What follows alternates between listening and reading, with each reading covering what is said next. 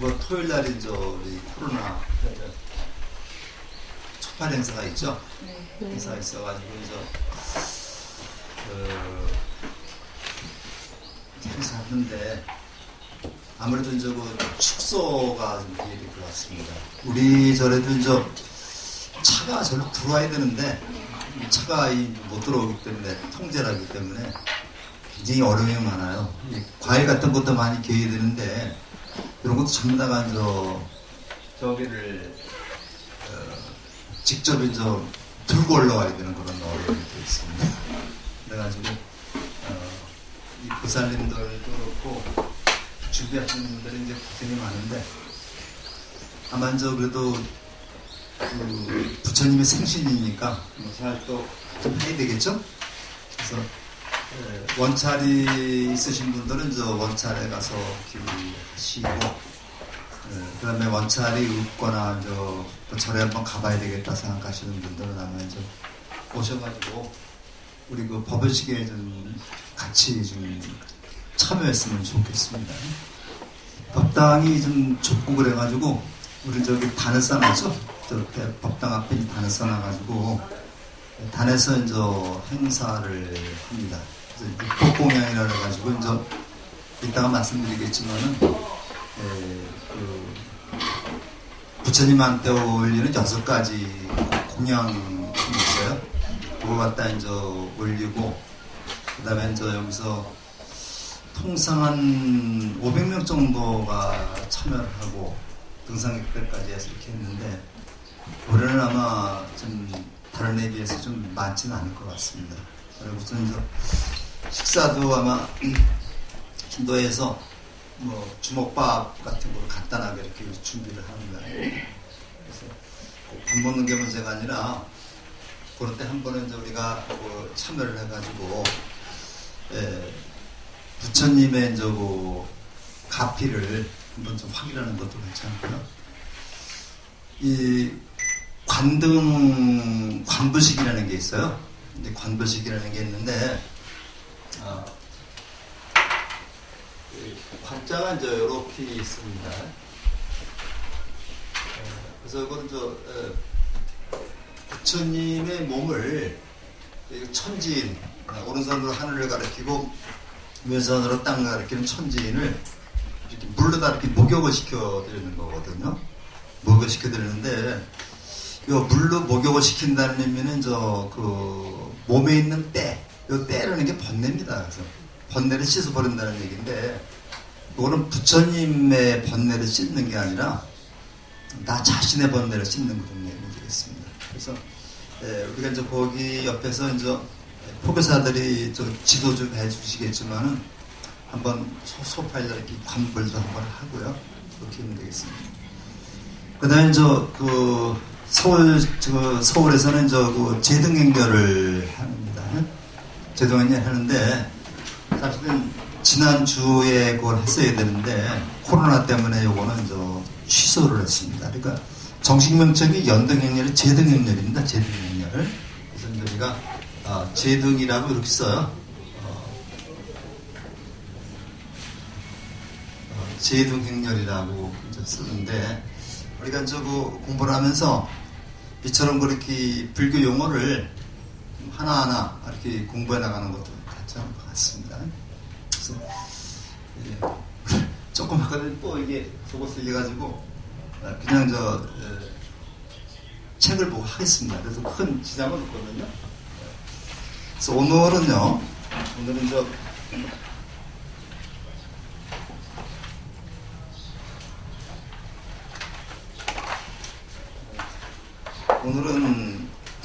어디를 보느냐면요. 조금 더 간단하지만 우리가 꼭 알아야 될 거 요거를 좀 하겠는데요. 교재에 200쪽을 펴보시면요. 200쪽을 펴보시면 뭐가 있냐면 거기 매 예불 드리고 법회에 참석해야 하나 요거를 1시간 동안 하고요. 그 다음 시간에는 맨 뒤에 부록을 보면요. 글자 예절이 있습니다.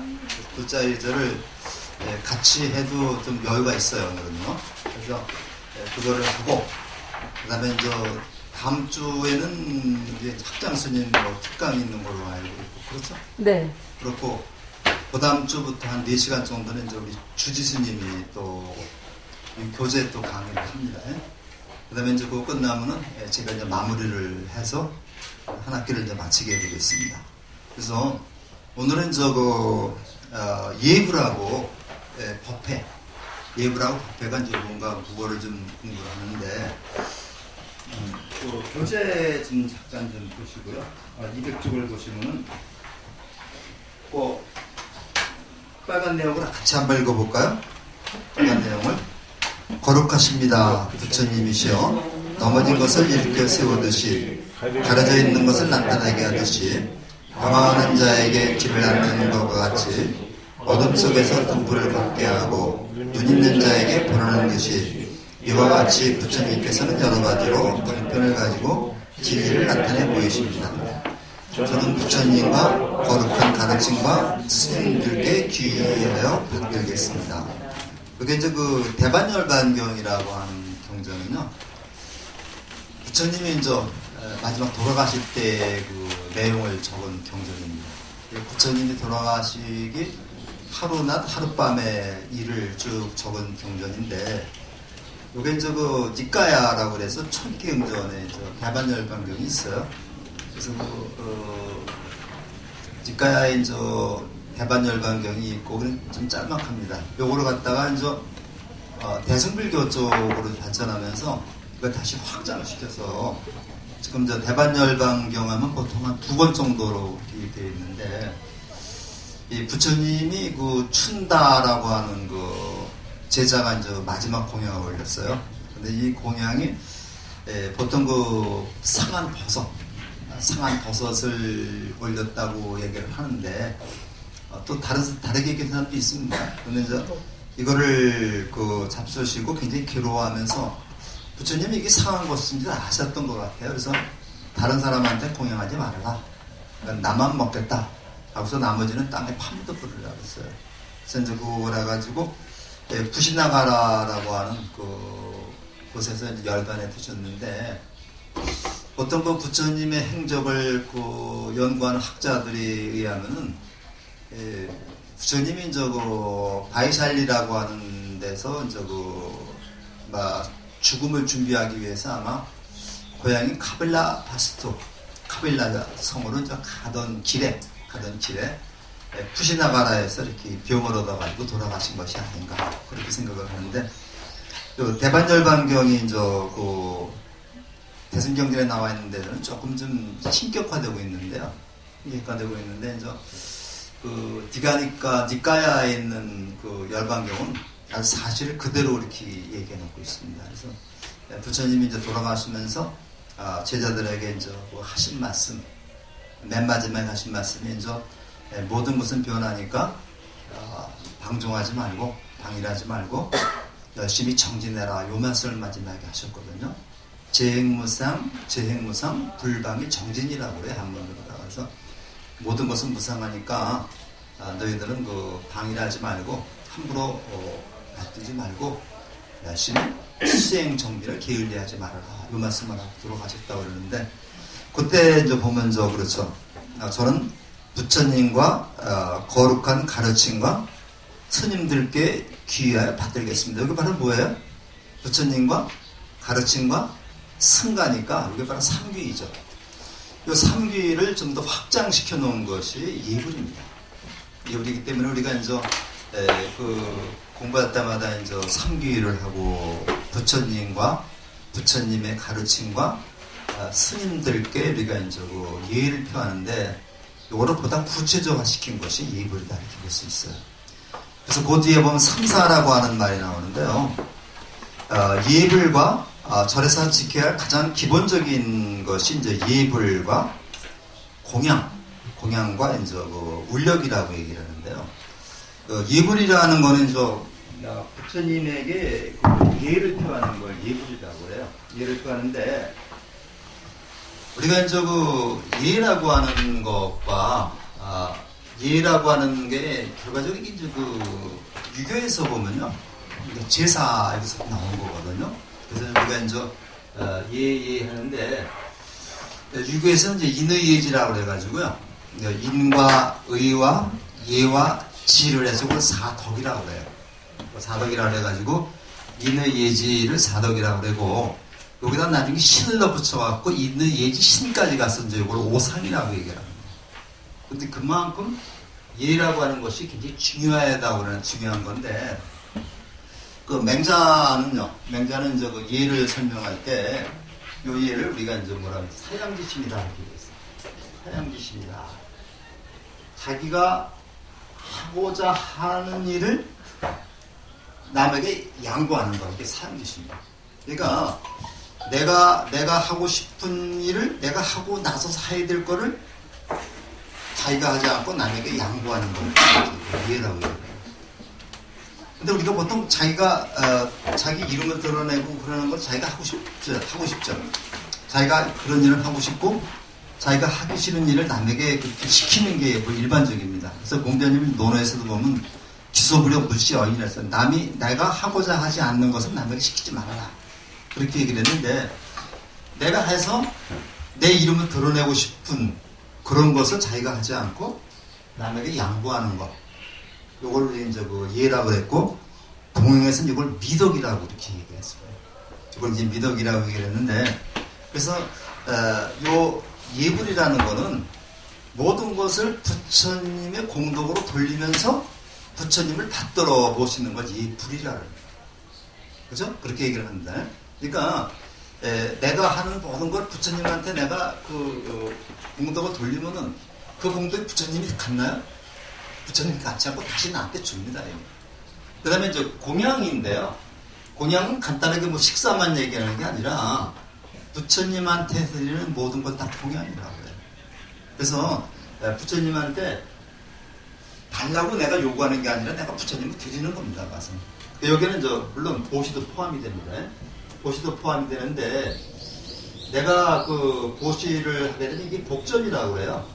이걸 우리가 복전이라고 얘기를 해가지고, 이 복의 씨앗을 밭에다 뿌리는 겁니다. 복의 씨앗을 밭에다 뿌리면은 요 씨앗이 자라가지고 열매를 맺어가지고, 열매가 다시 누구한테 와요? 나한테 오는 거예요. 우리가 이제 절에서 이 불사를 많이 할 때, 불사하거나 이제 이렇게 할 때, 절에서 이제 그 불사를 할 때 불사금을 이렇게 드리면은 절에서 그걸 가지고 중생을 위해서 그거를 불사를 합니다. 이게 이제 개인 주머니 들어가면 안 되겠지만요.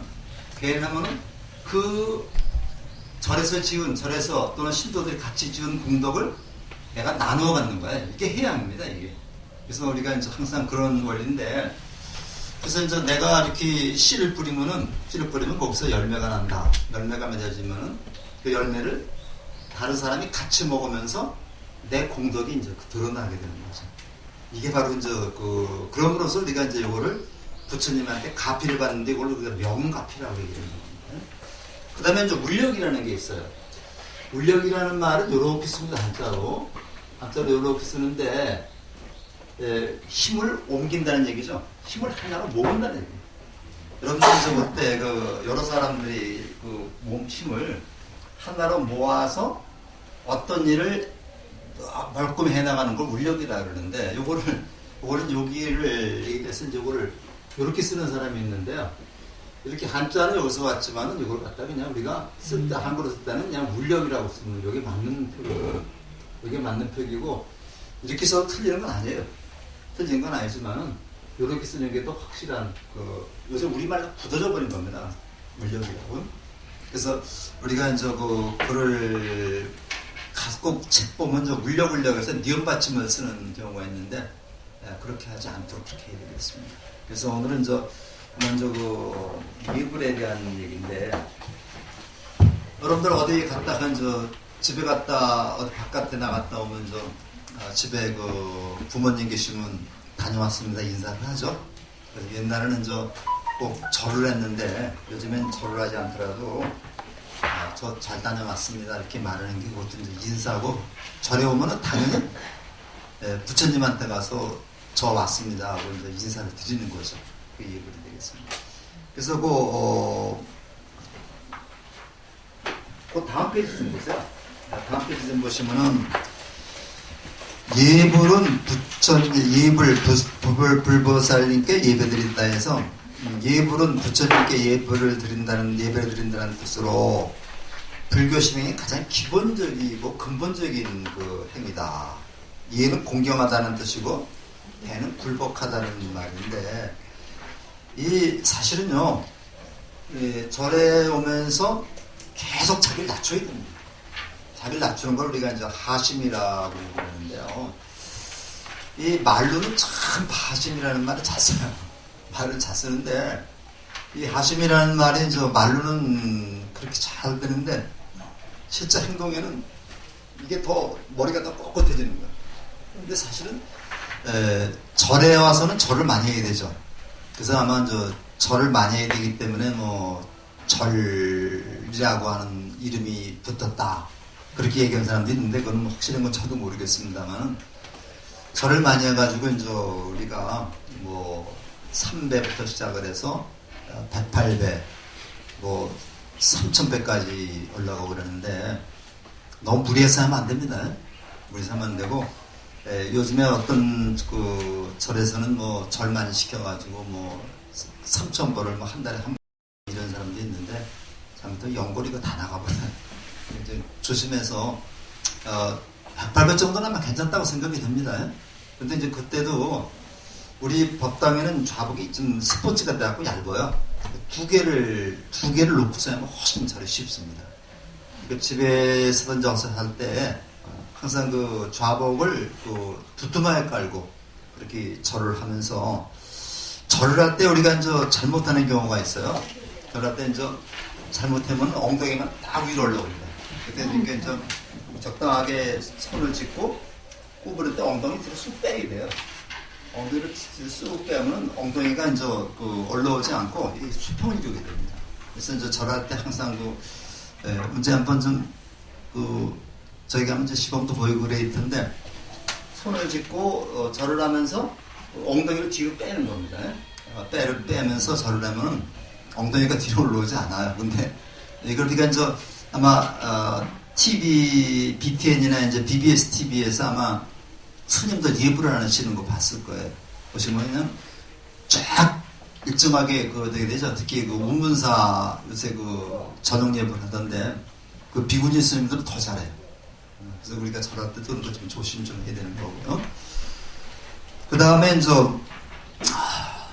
그 202쪽에 삼독이라는 말을 나오는데 이거는 이제 계속 삼독이라는 얘기가 나옵니다. 아주 그냥 우리 마음속에서 있는 아주 세밀한 번뇌라고 해서 우리가 질 끊기 어려운 게 삼독이죠.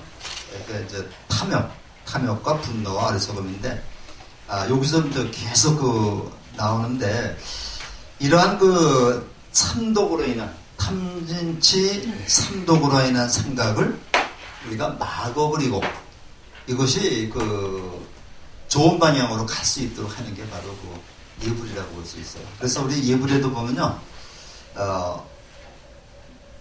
실제로 한번 좀 보면서 할까요? 법요집 있죠, 법요집. 법요집 있죠? 거기 45쪽으로 한번 보세요. 법요집.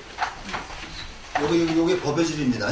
우리 절마다 이 법요집이 조금씩 달라요. 우리 법요집은 이렇게 해서 아주 보기 좋게 해서 그냥 여기 끝까지 다 해서 있는데 여기 이렇게 벗겨지더라고요.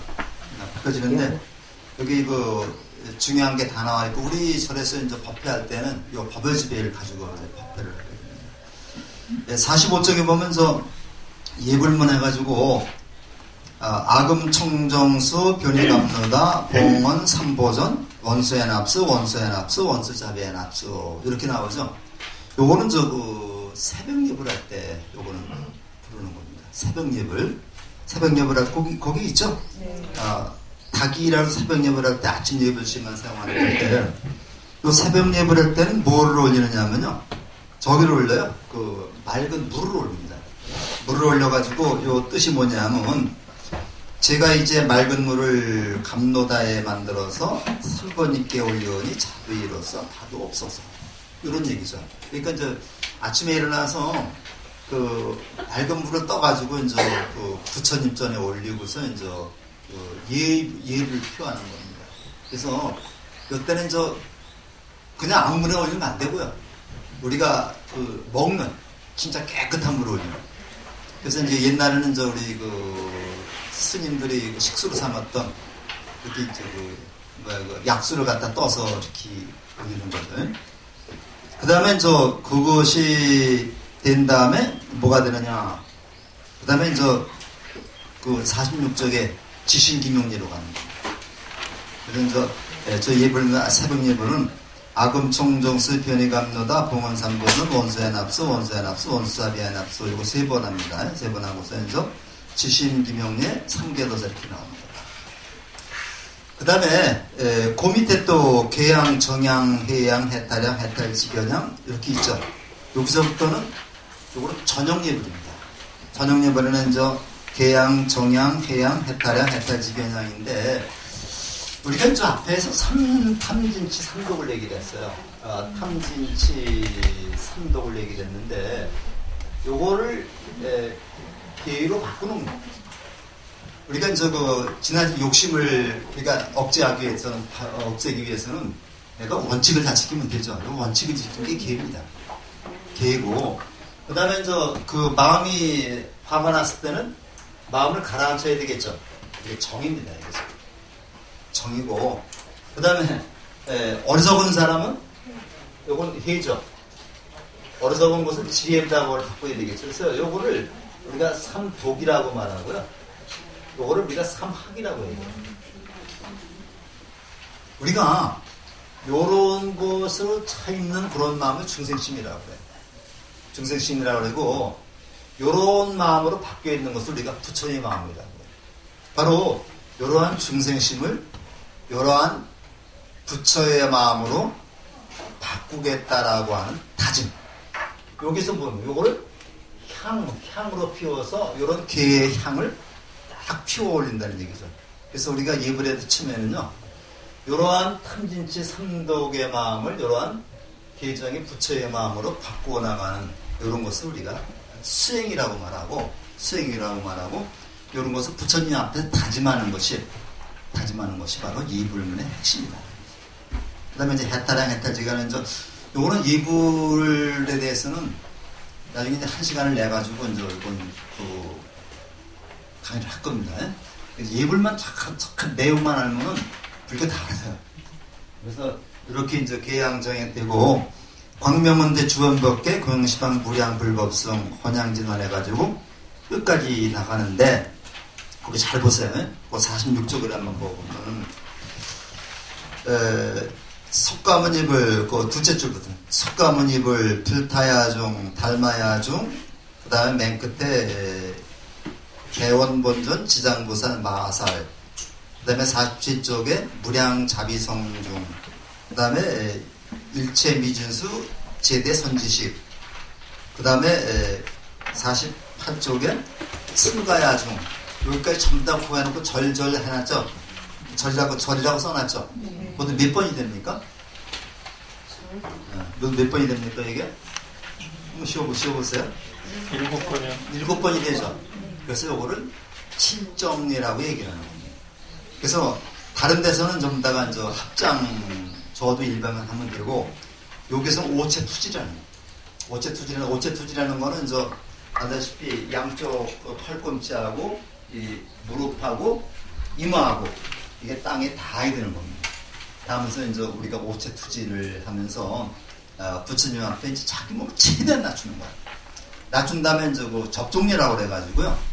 이렇게 석가모니 불을 해놓고서 그걸 뒤집어서 살짝 이 귀까지 들어 올리는 거를 우리가 이제 접종례라고 해요. 접종례라고 그러는데 우리가 스님들 예표하는 거 잘 보면요. 석가모니 불 여기서 접종례 올라가야 되는데 전부 다 보면 요 절에서 해보면은 전부 다 지신기명리에서 올라가요. 근데 이제 그렇잖아요. 삼계도사, 사생자부, 시아본사, 석가모니 불 해서 문장이 끝나는 겁니다. 문장이 끝나니 끝나는데 올라가야 되는 거죠. 그리고 다시 엎어서 지신기명 이렇게 나와요. 게다가 이제 목탁에 한번 딱 치면 무릎을 꿇고 또 그 다음에 치면 이제 일어나고 이제 목탁은 이거는 전부 다 신호거든요. 그래서 이거는 저녁 예불을 올릴 때는 뭘 꽂아요? 향이니까 향을 꽂습니다. 향을 하나 꽂아서 올리는 거. 그러니까 새벽에는 물을 올리고 그 다음에 낮에는 저녁 예불에는 향을 꽂고 그 다음에 점심 또 있죠. 사시마지라 해가지고 요건 여러분들이 백종이에요. 백종. 요거 법인지 백종을 펴보세요. 백종을 펴보면은 그 앞에서 굉장히 깁니다. 요거는요. 요거 다 하는 거예요. 이거 뭐죠? 천수경도 하고 뭐 하고 금강경도 하고 다 한 다음에 예찬이라 해가지고 여기는 지심정예 공양이죠. 요거는 지심정예 공양 이렇게 나갑니다. 이때는 뭐거든요? 공양을 올려요. 공양. 맞이라고 그러죠. 맞이라 해서 이제 공양을 올리는데 똑같습니다. 똑같고 이제 맨 끝에 뭐만 다르냐면 101쪽에 이제 밑에서 하나 둘 셋 넷째 줄 보면 무원 무진삼보 유원 무진삼보 대자 대비 수차 공양이라고 되는데 이거는 요것만 다 수차 공양이 다릅니다. 저기는 뭐라고 되어 있어요? 일반 저기는 그 저기를 올리는 공양을 맞이를 올리는 게 아니기 때문에 수와 정례라고 되어 있는데 여기는 수차 공양이라고 되어 있습니다. 그래서 요때는 그 맞이를 올려요. 맞이라는 것은 요 뒤에 나오겠습니다만 깨끗하게 지은 밥을 맞이라고. 그래서 사시에 올려있기 때문에 그 사시맞이 또는 사시이불이라고 그러는데 사시는 언제 몇 시부터 몇 시까지입니까? 9시부터 11시까지가 사시죠. 그래서 한 10시 조금 넘으면 공연 올리는데 지금 우리 법당에서도 사시입을 하고 계십니다. 스님이.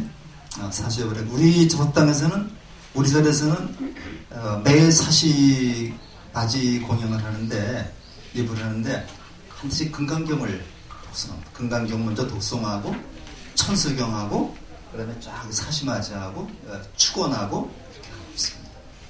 지금 금강경 하는 절은 그렇게 많지 않아요. 길어가지고. 그래서 이제 우리가 법회 때마다 1호 법회 때에도 금강경 천수경을 포기사들이 있습니다. 그래서 우리 절은 전통이 금강경을 꼭 하고 있습니다.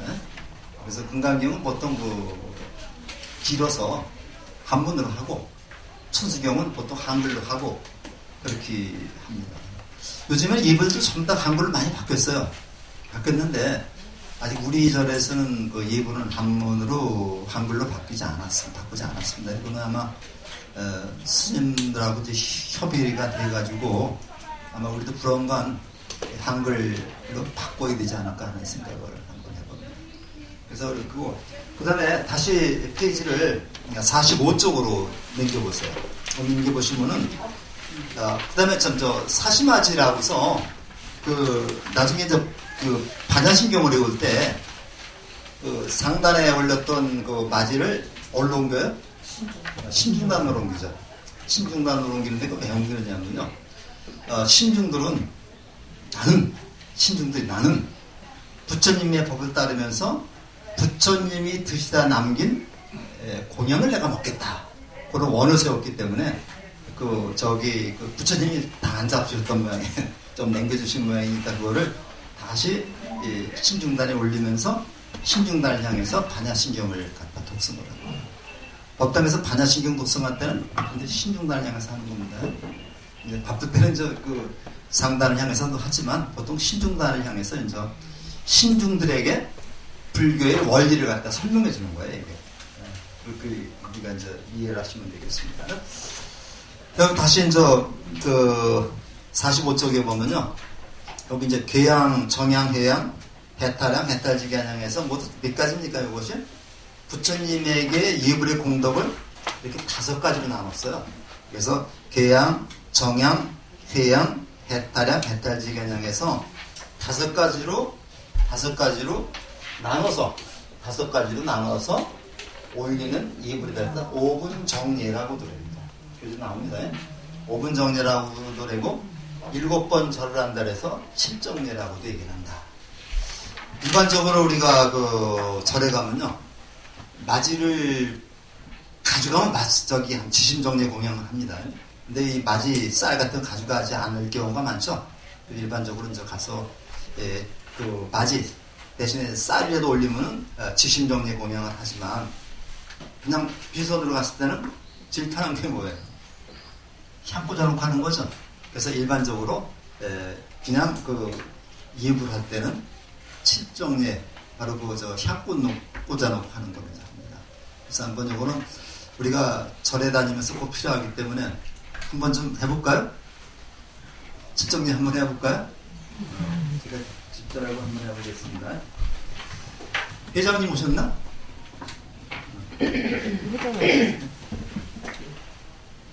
여기 저 향 좀 하나 올리시죠. 앞에 분 오셔서 향 좀 하나 올리시죠. 회장님.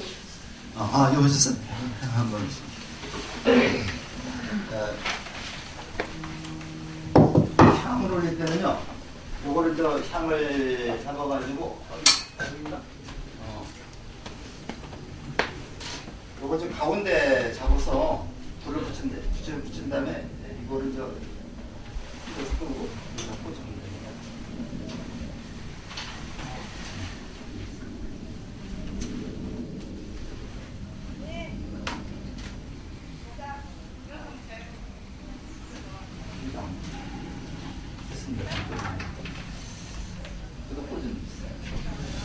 자, 그러면 한번 우리 예불 한번 하고요. 그 예불 한번 하고 한번 해보자고요. 일어나세요. 예불을 제가 먼저 포장하시고 큰 소리로 얘기했습니다. 이 개양부터 시작을 해서 오염, 바라, 도비, 험까지 저 혼자 합니다. 저 혼자 하고 지신 규명예부터 같이 하는 겁니다. 제 가락에 맞춰서 하면 되겠습니다. 먼저 하시고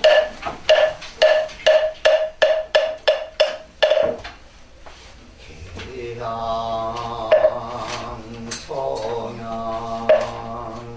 해양 해타양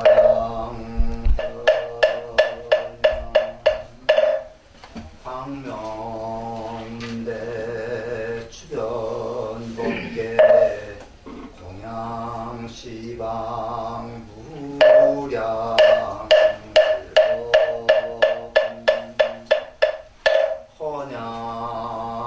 헌양진원 옴바라 도비양 옴바라 도비양 옴바라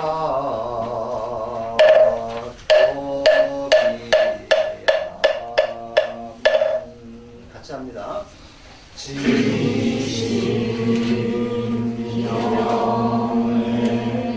상대오사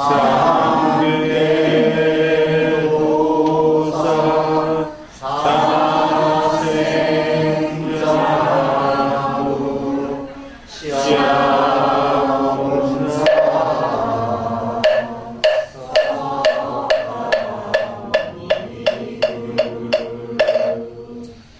지신명에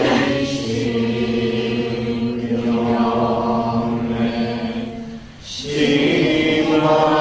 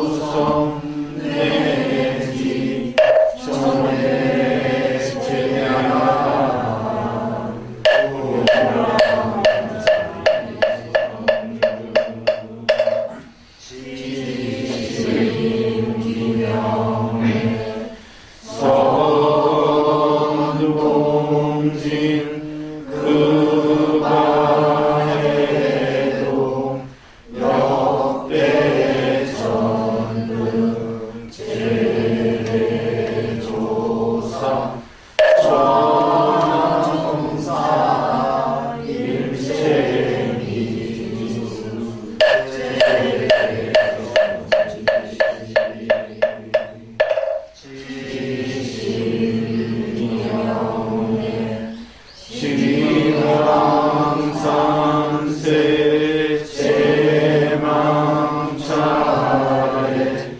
상주일체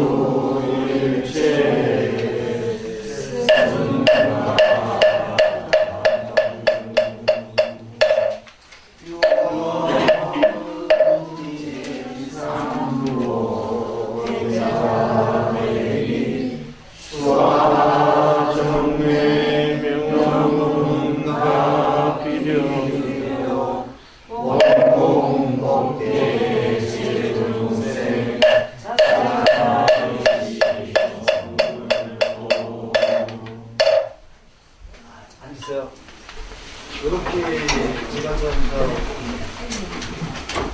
참이 좀 좋지 못해가지고 있는데 이렇게 하는 게 이제 우리 예불입니다. 그래서 우리 이제 초파일도 얼마 남지 않았고 그래가지고 이제 혹시 그 원찰이라도 가서 예불 올릴 때 그렇게 가닥을 좀 스님 가닥을 맞춰가지고 좀 하면 되겠고요. 여기 둘째 줄에 이제 그 불타야정이라고 있죠. 야중이라는 말은 이제 복수 형태입니다. 부처님들께 이렇게 뜻입니다. 불타야중이 있고 셋째 번에 달마야중이고 다르마입니다. 다르마. 이제 법이고 그다음 맨 끝에가 이제 승가야중이라고 되어 있죠. 그래서 불법승 삼보에 기위하는 그러한 내용을 구체적으로 이렇게 얘기하는 것입니다.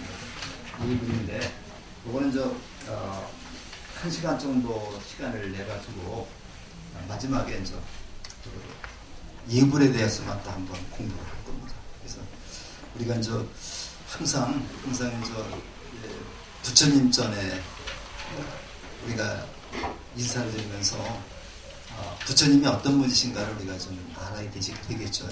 그래서 불교에서는 삼배가 기본이죠. 그래서 우리가 이제 불법성 삼보 또는 그 계정의 삼보, 계정의 삼악 또는 불법성 삼보를 갖다가 상징해서 이제 삼배를 올린다고 얘기를 해요. 우리 불자들은 장례식장 가서도 문상 가서도 보통 삼배를 많이 올립니다. 삼배를 많이 올리고 2배, 재배 2번 절하는 거는 이거는 유교식 방법이죠. 유교에서는 죽은 사람은 산 사람한테는 1번 절하고 죽은 사람한테는 2번 절하고 그렇게 왕한테는 4번 절합니다. 4배를 하죠. 그래서 그렇게 유교식이고 우리 불교식에서는 우리 불자 집안에 상을 당했을 때는 3배를 올리는 것도 괜찮습니다. 자, 그러면 거기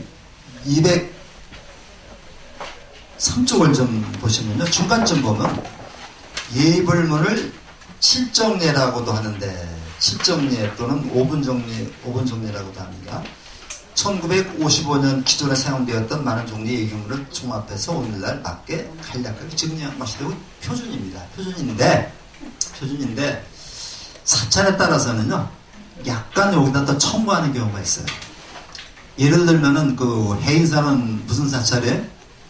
해인사는 법보사찰이에요. 법보사찰이라고 해가지고 경전 대방광벌 화엄경 묘법연화경 이렇게 경전에게 예불을 드리는 걸 하나 더 첨가하고 있습니다. 그래서 바로 그 달마의 아주 그 앞에다 첨가하겠죠. 그 다음에 송광사는 무슨 적이에요? 송광사는 승보사찰이 돼가지고 16국사에 대한 그것을 또 첨가를 해서 우리가 이제 약간씩 절에 따라서 예불문이 다른 경우도 있지만 요거는 항상 기본이 됩니다. 기본이 되기 때문에 조계사나 이런 절에서는 항상 이렇게 하고 있습니다. 우리 절에서는 초파일날은 또 부처님의 그 생애를 8폭의 그림으로 다 이렇게 나타낸 게 있어요. 그러니까 파상도라고 그러는데 이거 지난 시간에 얘기했었죠. 파상도라는데 대체적으로 이제 초파일날은 파상림을 합니다. 부처님의 그 행적을 비랑, 강계, 강생상, 수학마사 이렇게 다 집어넣어가지고 여기서 석가모니 하나로 되어 있죠. 이곳을 석가모니 행적을 또 8개로 나눠가지고 파상림을 올리기도 합니다. 우리 절에서도 아마 이번 그 초파일날은 파상림을 올릴 겁니다. 그래서 그렇게 좀 알아두시고 그 다음에 이제 넘겨서 204쪽에 이제 행선 축원 넷째 줄을 보시면요. 아침 예불이 끝나면 행선 축원을 하거나 발언문을 낭독하는 순서가 있지만 저녁 예불에는 그런 순서가 없다. 그래서 행선 축원이라는 말은 온 만물이 모두 행복하기를 바라는 그러한 축원을 행선 축원이다. 그래서 아침 예불은 새벽 예불은 보통 몇 시에 올려요? 3시. 네? 3시 반. 3시 반에 올리죠. 스님들이 3시에 일어납니다. 일어나서 도량석이라고 해가지고 도량을 다 풀어줘요. 생명체가 활동할 수 있도록 그 도량석을 다 도량을 돌아다니면서 이렇게 목탁을 치면서 보통 천수경을 많이 한다고 그래요. 우리 절에서도 이제 아침에 3시에 스님이 일어나셔가지고 도량을 구석구석 돌면서 다 잠든 그런 마음을 깨워요. 그러니까 제가 이제 여쭤보니까 한 30분 걸린다 그러더라고요. 조금만 정도 돌아다니는데 저 앞으로 해가지고 저 뒤에서 이렇게 저 어린이 법당까지 쭉 돌면 그렇게 이제 일어나셔서 이제 축원을 한 다음에 그 다음에 이제 법당에 가서 그건 3시 반쯤 됩니다. 그때 이제 그 예불 올리는데 그 3시 반이라는 시간이 삼남한상이 잠을 깨는 시간이라고 그래요. 그래서 그렇게 올리고 사시마지는 보통 9시에서 10시, 11시까지 했는데 우리 보통 10시부터 시작을 하죠. 우리 저는 10시부터 시작해서 12시까지 이제 하고 있습니다. 그 다음에 저녁 예불은 간단하게 보통 6시부터 하는 게 보통 많이 해요. 근데 저녁 예불은 간단합니다. 가서. 그래서 스님들이 조금 외출하셨을 때는 저도 가서 이제 저녁 예불을 합니다. 가서. 종 이렇게 쭉 치고 요거 조그만 종 있죠? 요거 좀 치고 그 다음에 이제 바로 예불만 하면 되니까 저녁 예불은 간단하게 갈 수 있는데 아침 예불하고 저기는 사시마지 예불은 좀 길죠. 그래서 저녁 예불은 누구나 할 수 있어요. 그래서 그 다음에 큰복당에서 대웅전에서 대표를 하고 각 또 뭐 관음전이나 이런 정각이 있죠. 정각에서 스님들이 다 가서 합니다. 같이. 그러니까 큰 절에 가면요. 대웅전에서는 스님들이 다 모여서 하고 그 다음에 각 관음전이나 지장전에는 소임 맡은 스님 한 분씩 가서 예불을 한 다음에 나중에 인사를 하고 그 다음에 마당을 쓸죠. 마당을 쓰는 게 물력입니다. 이게. 그 다음에 206쪽에 보면 209쪽에 보면은 사시마지라고 하는 게 나와요. 사시마지라고 해서 이 마지라는 말은 중간 나오죠. 공들여서 만든 맛있는 음식이다. 공들여서 만든 맛있는 음식이다. 이거를 저희가 마지라고. 그래서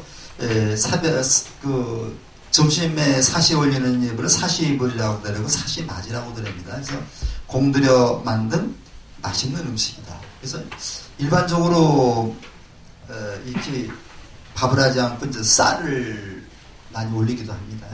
쌀을 넣고서 이제 이렇게 하기도 하는데 실은 밥이 원칙이죠. 밥이 원칙이라 밥을 줘서 이렇게 먹던 보살이 이제 이렇게 그냥 가져가는 거 아닙니다. 요거를 오른손으로 잘 받쳐서 어깨 위에다가 이렇게 놓고서 이제 반드시 어감문을 통해서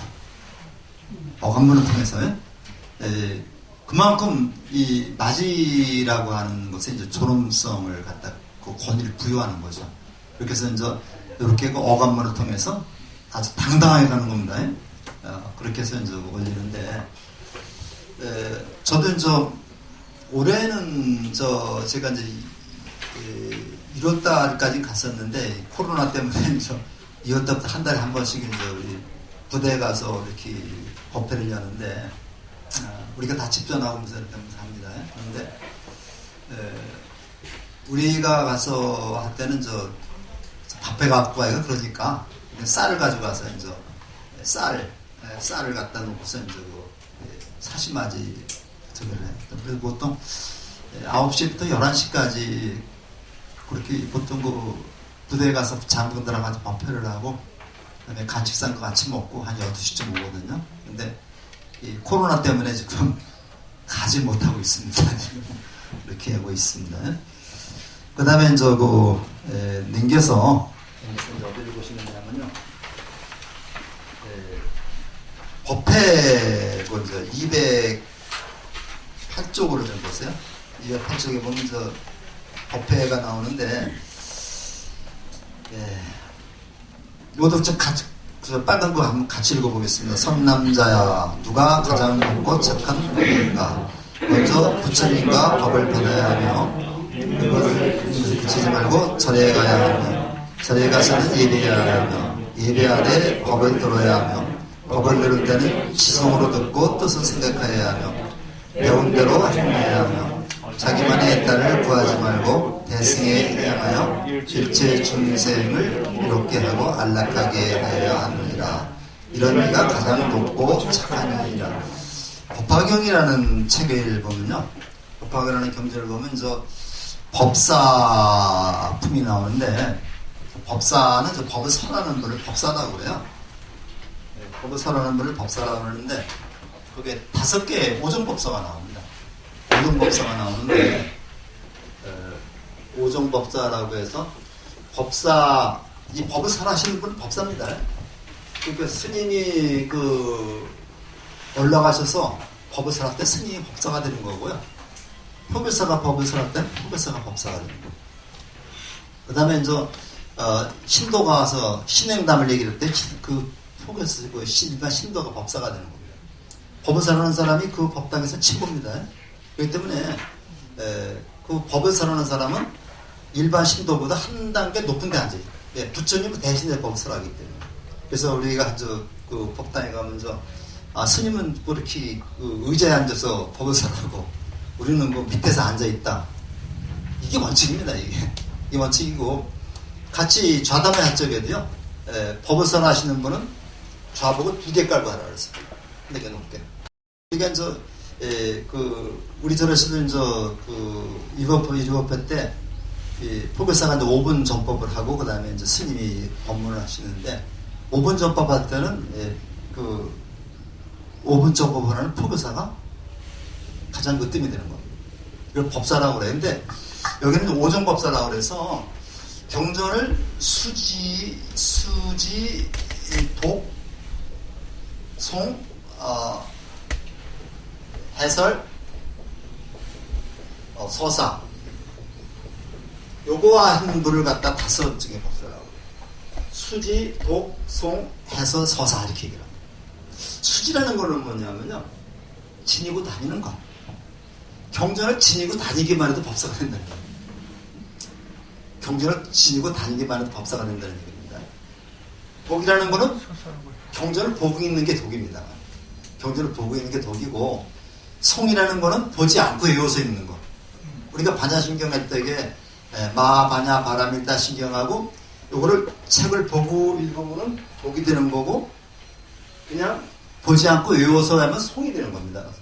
그래서 수지, 독, 송.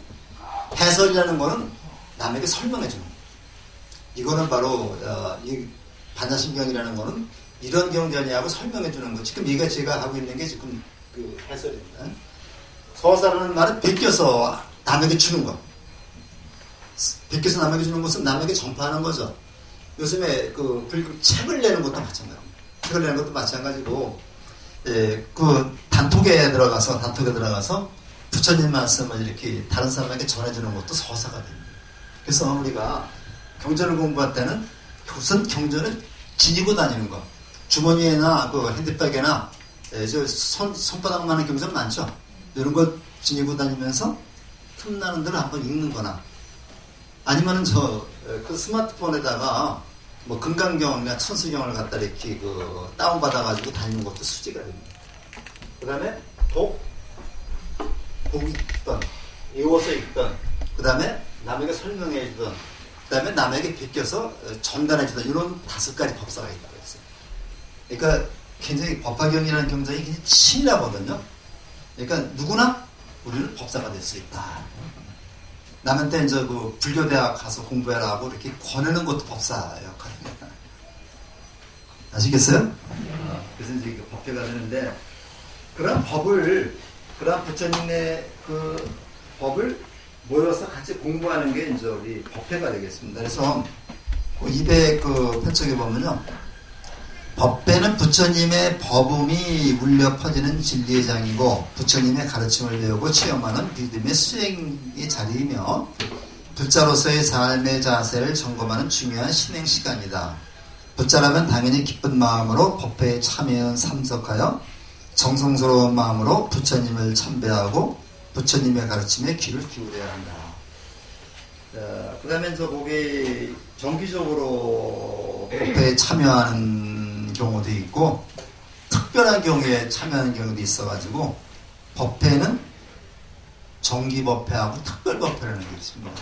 정기법회하고 특별법회라는 게 있는데 정기법회는 일정한 날 또는 일정한 요일을 정해놓고 하는 법회가 정기법회고 특별법회는 그런 것이 없이 특별한 날 하는 거. 이를테면 우리 저 부처님 오신 날 행사 같은 거는 특별법회라고 볼 수가 있습니다. 그 다음에 뭐 또 이번에 뭐 불사라는데 부처님 저만식이 있다. 부처님 저만식이 있다. 저만식이라는 게 또 있습니다. 저만식이 있다. 부처님 불상을 조성하고서 거기다가 생명력을 불어넣는 거 저만식이라고 해요. 저만식이 있다. 이런 것은 특별법회가 되는 거죠. 그렇게 되는데, 자, 그때 저 보통 다시 209쪽에 제가 잠깐만 읽어보겠습니다.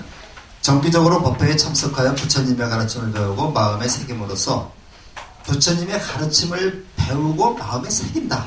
그러면서 부처는 자신의 삶을 보다 지혜롭고 자유롭게 만들 수 있다. 그러나 부처님의 가르침을 제대로 배우지 않고 수행하면 독단과 아집으로 빠져서 잘못된 길로 들어갈 수가 있다. 그래서 뭐라고 얘기를 하냐면요. 경전은 혼자 공부하는 게 아니다. 경전을 혼자 하면 자기 멋대로 해석을 합니다. 자기 멋대로 해서 독단에 빠질 수가 있어요. 도그마에 빠질 수가 있기 때문에 경전은 같이 모여서 대중이 함께 토론하고 이렇게 공부해야 된다는 얘기입니다. 특히 가장 중요한 점이 법화경은 혼자 그냥 책만 가지고 공부하다가는 아직과 독선에 빠져서 사람 버릴 수가 있어요. 거기 이제 핵심이 뭐예요? 법화경 핵심이 사람이 부처입니다. 여기 어디 있죠? 누구나 부처다. 부처님을 죽이려고 했던 데바다tta도 나중에 성불한다고 얘기를 했습니다. 부처님이. 그래서 잘못하면 경전까지 볼 거 없다. 내가 부처다 해서 내가 부처처럼 그렇게 자만심에 과신에 빠질 수가 있어요.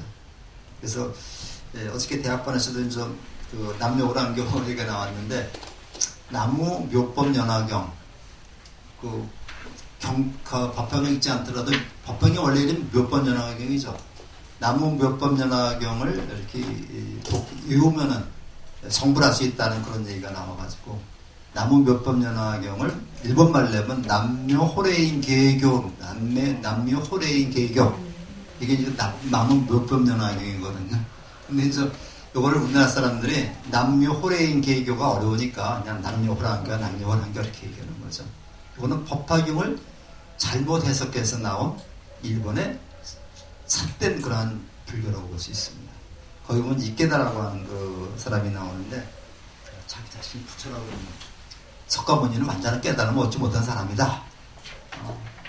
그런 얘기를 하고 그러는데 이런 류의 종교들이 많아요. 이것이 바로 사이비 종교죠. 그래서 우리 어떤 신천지 같은 것도 바로 그런 관점에서 우리가 볼 수가 있습니다. 이렇게 굉장히 많아요. 그래서 여주 설악산 저 뒤에 가면은 대순진리회라고 엄청난 있는데 그 이제 불교를 많이 사칭하고 좋은 거 다 따갔어요. 따갔는데 그런데 가면 가지고 와야 간도 다 뺏기고 그런 얘기 많이 들어보시지 않았어요? 여주에 본부가 있고 저 설악산 그 고성이죠. 예, 예. 가봤어요? 난 가보고 싶은데 뭐. 가면 다 저요? 예. 근데 그거 잘못 빠지면 큰일 납니다. 가서. 그 다음엔 그러고 조금만 더 해보겠습니다. 그 다음에 이제 210쪽에 법회 순서가 나오죠.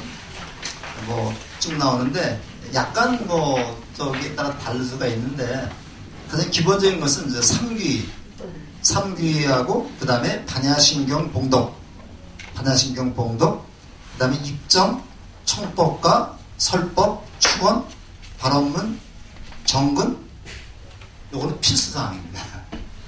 우리가 이제 여기 안쪽에도 여기 이제 우리가 불교적에서도 삼귀를 하죠.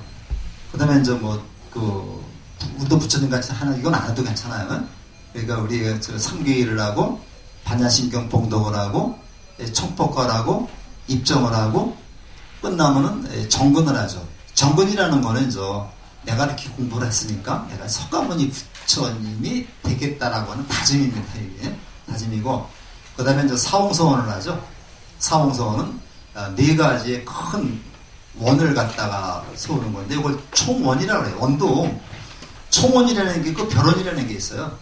모두가 함께 다 같이 서원을 하자. 요거는 총원이고 자기 혼자 나는 우리 집이 편안했으면 좋겠다. 요걸 별원이라고 해요. 그래서 우리가 소원을 얘기를 할 때 먼저 별원을 얘기를 해요. 별원.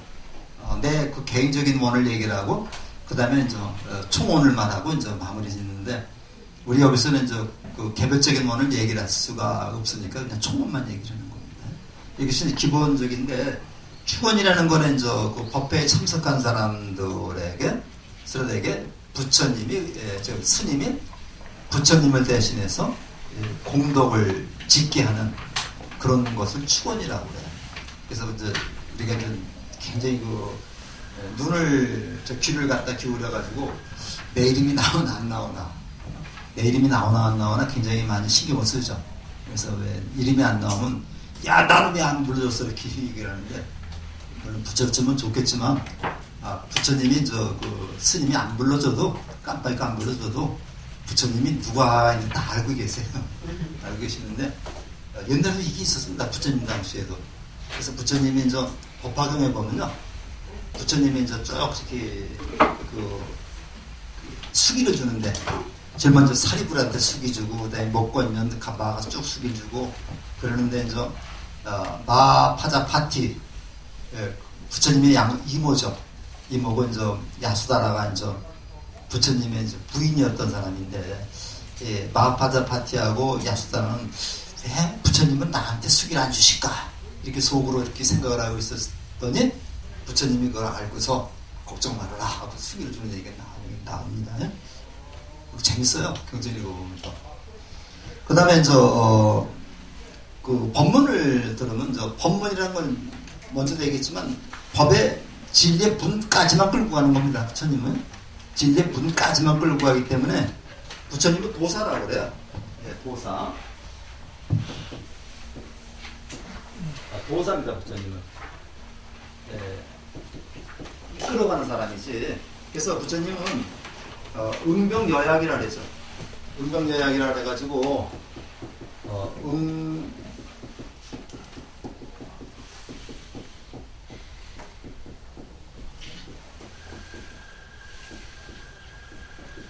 음병여약이라 그래가지고 요거는 준다는 얘기입니다. 가서 병에 따라서 그 사람이 어떤 병을 입고 병에 따라서 거기에 합당한 약을 주시는 분이지. 합당한 약을 주시는 분이지. 바로 약을 먹여주시는 분은 아닙니다. 약은 누가 먹어야 돼요? 스스로 먹어야 됩니다. 때문에 부처님은 법의 진리의 문까지만 끌어올고 안내시는 분입니다. 진리의 문까지만 안내하시는 분이고 거기 문턱을 넘어가는 거는 본인이 스스로 넘어가야 됩니다. 그 다음에 불교 명절 얘기 나오는데 여러분들 제일하고 5대 신앙 나오거든요. 나오는데 이제 요거는 저 시간이 조금 지났으니까 쉬었다가 그다음에는 우리가 5대 신앙인데 사실은 신앙이라는 말은 좀 잘못된 말이죠. 5대 주로 이제 기도하는 5가지 부류가 있는데요. 그거에 대해서 말씀을 드리겠습니다. 우리가 보통 제라고 그래요. 절에서는 제일이라고 얘기해요. 그 다음에 집에서는 제라고 말하죠. 그래서 우리가 절에서는 49제, 생전 예수 제고 집에서 지내는 건 제입니다. 기제사다 해서는 기제 또는 이렇게 얘기를 하죠. 사무제다 이렇게 했는데 이 제라고 하는 말하고 제라는 말은 다른 말입니다. 이거는 누가 주냐면 죽은 사람이 주가 됩니다. 망자가 주가 되는 거고, 이건 살아있는 사람이 주가 되는 거다. 알겠습니까? 이거는 살아있는 사람이 주가 되고 망자가 주가 되는데, 그래서 우리가 집에서 기제를 지낼 때는 죽어 있는 사람을 이렇게 혼백사상이라고 해가지고, 혼은 하늘로 가고 백은 땅으로 가고 육체는 땅으로 간다고 해요. 이게 유교의 기본 사상입니다. 혼백사상인데, 그렇기 때문에 하늘에 있는 혼을 불러들이기 위해서 향을 피웁니다. 향이 하늘로 올라가서 연락이 돼가지고 진짜 죽은 사람이 딱 오는 거죠. 그 다음에 살아있는 사람, 백을 불러들이기 위해서는 땅에다가 술을 이렇게 딱 3번이나 붓죠. 근데 집에서 하기 어려우니까 모래나 푸주장 갖다 놓고 거기다가 붓죠. 사실은 땅에다 붓는 겁니다. 그러면서 그게 땅속으로 스며가서 땅 속에 있는 백을 불러서 모신 다음에 제사를 지내죠. 요즘에는 글로벌 시대가 돼가지고 외국까지도 많이 가요. 외국까지도 많이 가는데 옛날에는 또 가서 진짜 효자들은 가서 산에 가서 등불을 가지고 가서 아버지 또는 어머니의 백을 모시고 왔다고 그래요. 모시고 와서 문을 조금 열어놓고 그렇게 했는데 지금은 문 닫아놓고 외국과 빈길 다 가니까요. 그냥 거쳐갖고 놓고. 근데 절에서 지내는 건 죄입니다. 죄라는 것은 살아있는 사람이 몸과 마음을 깨끗이 해서, 그렇죠? 몸과 마음을 깨끗이 해서 그날 하루만이라도 깨끗한 마음에서 조상들을 생각하고 부처님을 생각하지 않는 겁니다. 이게 제일입니다. 제일. 그게 제일이 되기 때문에 우리가 요새는 방편이라는 걸 앞서가지고 절에서 49지 이거 많이 하는데 사실 제일이죠. 제일. 그날 하루만이라도 절에 가서 부처님처럼 관세음보살처럼 몸과 마음을 깨끗이 다듬어서 하고 그렇게 살자. 이게 제일의 기본 의미입니다. 그러니까 49제도 마찬가지죠. 49제도 내가 깨끗한 마음으로 우리 어머니 또는 아버지의 영혼을 극락으로 천도하겠다. 이런 얘기거든요. 이런 얘기이기 때문에 지장경이라는 경전이 있어요. 우리가 이 지장보살이 지옥을 관장하시는 보살이죠. 지장경이라는 경전을 보면은 제를 지내면 돌아가신 분들을 위해 천도를 지내면 그 천도제를 짓는 공덕의 7분의 6은 지내는 살아있는 사람한테 오고 7분의 1은 돌아가신 사람이 만든다 그랬어요. 이거 분명히 경전에 이렇게 적혀 있습니다. 7분의 6 그 기준은 어딘지 모르겠어요. 근데 내가 제를 지내면 7분의 6의 공덕은 내가 받고 7분의 1의 공덕은 망자가 받는다. 사실은 이 49절 들어있나 무슨 제를 지내고 보면 내가 마음 편하죠. 돌아가신 분이 천당 갔는지 극락 갔는지 그건 모르겠지만 내가 마음 편해져. 사실 제사는 내가 마음이 편하기 위해서 지내는 겁니다. 그러면 다 잘 될 것 같아. 애들도 잘 될 것 같고. 그래서 지금 우리가 지내는데 열심히 제사 그러니까 제사 지내다가 한번 이걸 빼뜨리면은 크게 결례된 것 같고 마음이 편치가 않습니다. 그래서 여러분은 열심히 이제 그 집에서 제사 지내시고 절에 와서 이제 이렇게 또 불보살님처럼 이렇게 생활하시고 그렇게 하시면 되겠습니다. 그래서 거기 보면 저 육제일이라는 게 나와요. 육제일이 나오는데 우리나라가 이 농본 국가였었죠. 농본 국가였기 때문에 농업국가였기 때문에 농사를 짓기 위해서는 음력이 반드시 필요합니다. 음력이 절기에 맞춰가지고 농사 지어야 되거든요. 그래서 우리 불교에서 전부 다 거의 다 전부 다 음력을 쓰고 있어요. 음력을 쓰고 있는데 지금은 농업 사회가 아니잖아요. 아니고 지금 젊은 사람들은 양력을 다 쓰고 있기 때문에 점차 이 절에서도 이 양력으로 바꿔가야 되지 않을까 그런 생각을 하고 있습니다. 그래서 이제 지금 다른 데서 많이 바꾸고 있어요. 그 유교에서도 그 양력을 바꿨습니다. 그래서 석전제를 1년에 2번 지내는데요. 석전제가 이제 공자님 돌아가신 날이 5월 11일이고 그 다음에 태어나신 날이 9월 28일이에요. 양력으로 환산해서 양력으로 하고 있어요. 근데 지난번에 5월 11일은 코로나 때문에 못 지냈습니다. 그래서 5월 11일 날은 돌아가셨다 그래서 석전제 지내고 9월 28일에 지내고 인천 양주에 2번 지내고 있습니다. 근데 이 불교에서는 뭐 4월 첫 8일이야 이제 그 공휴일 됐으니까 어쩔 수 없다 하더라도 우리가 좀 많이 양력을 바꾸면 되지 않을까. 지금 여러분들 거는 생일이 음력인지 모르지만 자제분들은 거의 다 양력이죠. 나도 우리 애들부터 전부 다 양력으로 다 하고 있어요. 그래서 이제 바꿔야 되지 않겠는데 옛날에 한 6번 정도는 그래도 한 달에 6번 정도는 절에 가서 이렇게 불보살처럼 살아야 되지 않겠나 해서 6번의 날짜를 정해가지고 매월 음력 8일, 14일, 15일, 23일, 29일, 30일을 육제일이라고 말합니다. 육제일, 이게 목욕 재개한다고 그러죠. 몸을 깨끗이 하고 와서 이제 뭐 부처님처럼 하루를 살다가 가는 겁니다. 그러니까 한 달에 6번. 그러다가 이제 이것이 뭐로 바뀌느냐면요. 10제일로 바꿨잖아요. 10제일로 바꿔내가지고, 한 달에 10번을 맞아. 10번 로자를 3분의 1을 절여오는 겁니다. 근데 그냥 오면 재미가 없으니까, 뭐 이럴 때면 초하루는 정광부처님의 제일이다 해서 정광부처님처럼 살자. 8일은 약사부처님처럼 살자. 이렇게 해서 정광제일, 약사제일, 비타제일, 지장제일 이렇게 쭉 제일에다 이름을 붙여놨어요. 이름을 붙여놔가지고 10제일이 되고 10제일은 여기 나와 있지 않은데 여러분들 스마트폰에 딱 치면 10제일 나옵니다. 그러면 30일 음력 30일은 석가제일도 있어요. 근데 일반적으로 우리가 육제일이라고 하는데 보통 그 절에서 가장 육제일 중에서도 굉장히 그 비중을 많이 두는 이게 지장제일하고 관음제일입니다.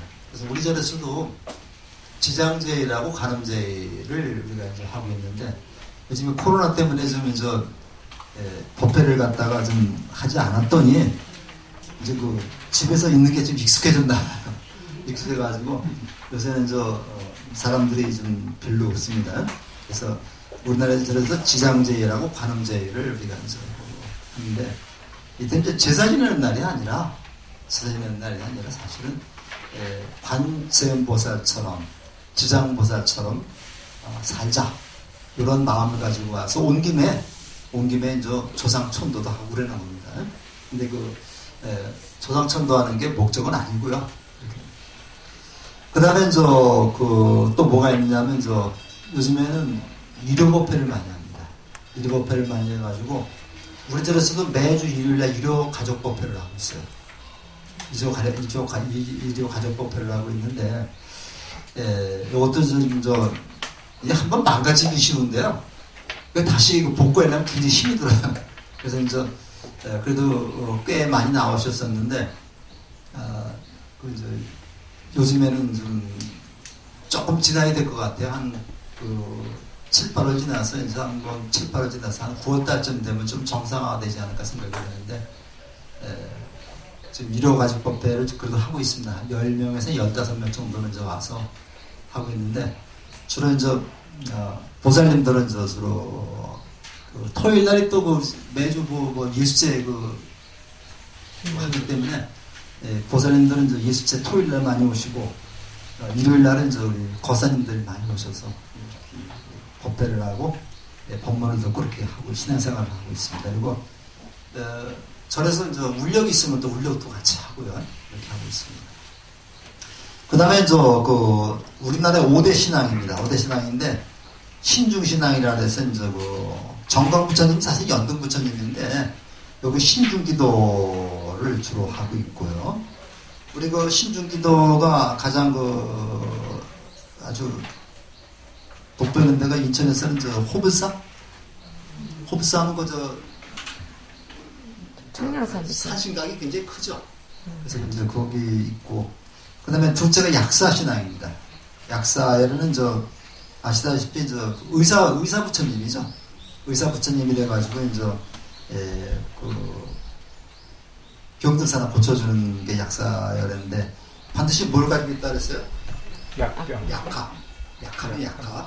약합을 가지고 계시고요. 그 다음에 가장 일반화된 신앙이 이제 아미타 신앙입니다. 이제 극락세계 주제자라고 해가지고 아미타 신앙이 있고, 그 다음에 지장 신앙이 있는데 지금 우리나라에서는 가장 많은 게 지금 지장 신앙하고 관음 신앙입니다.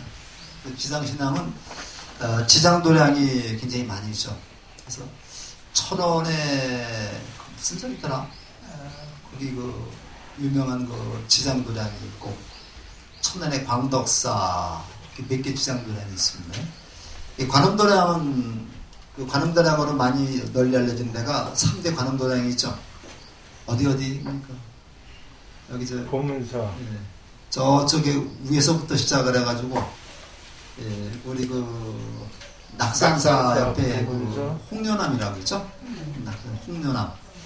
그 다음에 강화에 가면 보문사가 있고요. 저 남해에 가면 보리암이 있습니다. 그래서 그 다음에 홍련암, 그 다음에 보문사, 보리암은 3대 관음도량이라고 이렇게 해서 항상 기도기에 끊어지지 않죠. 거기다가 하나 더 붙인다면은 향이람이라고 여수향이람이라고 있죠. 여수향이람이라고 있는데 거기가 그냥 바다 절벽 위에서 올라가지고 나는 향이람이 이렇게 좋더라고요. 향이람은 그리고 향이람이 원래 이름 영구암이라 그래가지고 구자가 거북구자입니다. 이제 산 꼭대기 올라가면요 이게 거북 바위가 거북이 바위 같아요. 저희가 이렇게 거북이 등같이 그렇게 바위가 되어 있어. 갓김치도 유명하잖아요. 그래서 이런 데가 이제 우리 대표적인 관음신앙이 되겠습니다. 관음도량이 되겠고요. 아주 이렇게 그 다음에 넘겨서 불교 5대 명절인데 요거는 아마 먼저 저기 때도 한번 우리 수미 미치고도 한번 게시를 했었는데 부처님 오신 날은 탄생한 날입니다. 음력 4월 초파에 잘 아시는 날이고요. 이때는 우리가 보통 관부리식을 주로 하고요. 출가하신 날은 출가제일이라 해가지고 음력 2월 8일입니다. 양력으로는 보통 한 3월 정도가 되겠죠. 그 다음에 깨달으신 날이 성도제일이 있어 음력 12월 8일인데 양력으로는 1월 초가 됩니다. 그래서 굉장히 출 때죠. 이때는 보통 각절에서 철야 정진 기도를 하면서 부처님의 깨달으심을 한번 되새겨보는 그런 내용을 하고 있습니다. 여러분 하시는 돌아가신 날인데 오늘 2월 15일입니다. 그럼 2월 8일부터 출가하신 날부터 열반하신 날까지는 딱 일주일이죠. 일주일이기 때문에 이때는 각 절마다 출가 열반절 기도라고 해가지고 일주일 동안에 아주 기도 정진하는 그런 주간으로 정해서 기도를 하고 있습니다. 그 다음에 우람분절하고 백중인데 요거를 포함해서 5대 명절이라고 하고 요걸 빼면 4대 명절이 됩니다. 그래서 우람분절은 한과 해제일인데 요때는 어떤 일이 있었냐면요. 부처님의 상수 제자 중에 목건년이라는 제자가 있었는데, 목건년이라는 제자의 그 어머니가 좀 지옥에 있는 걸 알고, 그 다음에 목건년이 부처님한테 어떻게 하면 어머니를 천도할 수 있겠습니까? 했더니, 대중공양을 했어요. 그래서 대중공양을 해서 어머니를 천도했다. 그렇게 해갖고, 이제 이거를 우리가 우람분절이라고 얘기를 하고, 그러니까 자기 부모님만 천도하는 게 아닙니다. 유주무주 무슨 고원들로 다 같이 천도하는 겁니다. 그래서 우리가 우람분절에는 굉장히 크게 이제 제를 지내죠. 여기서 제 지낼 때 소주 따는 거 아니에요. 또 그렇게 생각하는 사람이 굉장히 많아요. 그래서 아까운 술을 이렇게 버리느냐고 나오는데, 나도 우리 장모님 돌아가시고 나서 이제 49제를 모셨는데, 우리 처남 중에 하나가 이제 천주교 다니는 저같이 팔남매인데요. 천주교 다니는 친구가 있는데, 형님 왜 저 아까운 술을 왜 버리느냐고 그러더라고요. 그래서 술이 아니고 이제 물이라고 이렇게 얘기해 준 적이 있었는데요. 술을 따르지 않습니다. 그 다음에 이제 우리 세시풍속이 백종이라 해가지고, 이걸 백종이라고 원래 그랬죠. 백종이라 해가지고 이제 온갖 곡식을 걷어서 요것으로 이제 음식을 만들어서 풍습이 있습니다. 요게 이제 백종이 백충으로 바뀐 거죠. 그래서 우리가 이제 저기도 보면 서양에도 보면 추수감사절이라는 게 있죠. 그래서 그 백종으로 시작이 돼서 이제 추석까지 가서 이게 추수감사절과 같은 것이 바로 추석입니다. 우리가 그렇게 되고, 그다음에 세시풍속과 불교 명절인데, 정초법회는 한 해가 시작되기 때문에 당연히 해야 되는 거고요. 입춘이라는 게 있죠.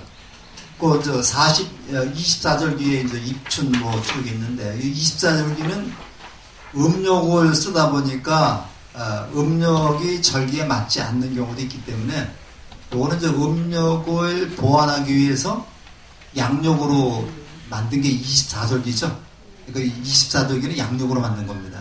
그래서 이제 양력과 음력을 잘 조화시켜서 하는데, 보통 한 2월 한 4일이나 3일쯤 입춘이 되죠, 항상. 그때는 새로운 해가 시작된다 해가지고 이제 입춘부패를 하는데, 우리 불교에서 삼재 나오죠. 삼재소멸인데, 이건 그냥 넘어가겠습니다. 그 다음에 이제 입춘대길이라 권영타경이라는 편저기를 갖다가 개첩이라고 해요. 입춘대길 권영타경이라는 개첩을 집에다가 붙이는데, 이거는 우리 세시풍속에서 들어온 겁니다.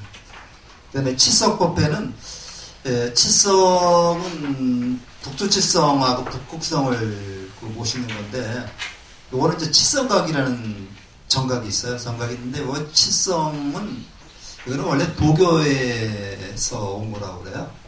도교를 불교가 이렇게 받아들여가지고,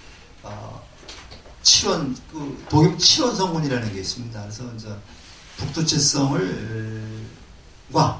그다음에 북극성과 북두칠성을 이렇게 인격화해서 모신 게 이제